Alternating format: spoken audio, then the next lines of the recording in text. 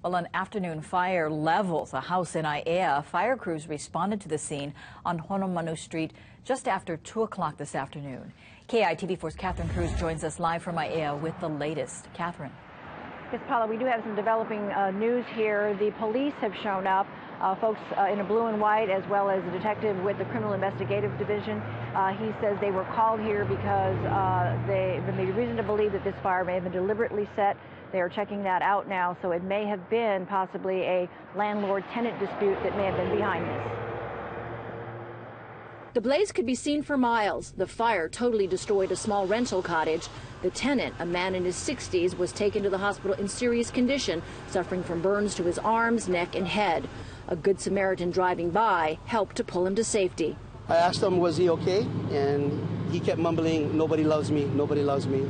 And I asked him, "Did you start the fire?" And he kept saying, "Nobody loves me, nobody loves me." Customers eating lunch at the 49ers Cafe down the street saw the smoke and fire and ran to help. We were yelling and yelling and yelling, and then all of a sudden we seen him crawling out from the bottom. So we just pulled him out from the smoke.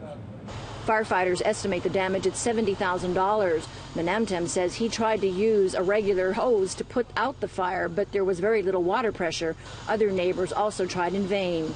Firefighters managed to get the blaze under control within 7 minutes. Witnesses reported that it started near the back of the structure and grew rapidly.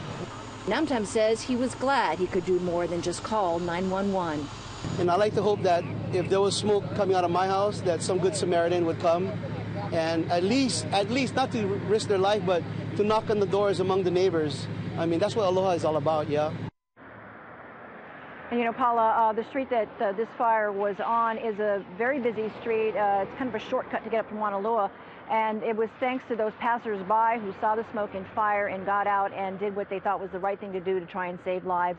Again, we're not clear whether the victim in this fire wanted to be saved.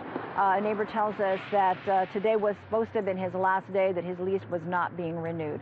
And that's the very latest from the scene in Aiea. Back to you. All right. Thank you, Catherine.